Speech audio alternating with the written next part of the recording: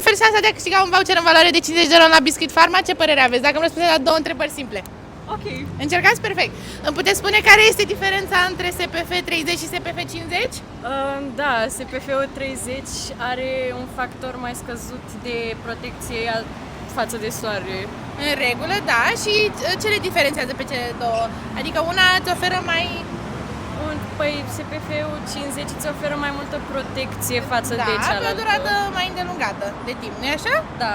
Perfect. Și poți verifica dacă ai Biscuit Pharma la follow pe TikTok? Nu cred, dar verific. Poți încerca. Ați auzit de noi? Nici nu știu. Suntem o farmacie online.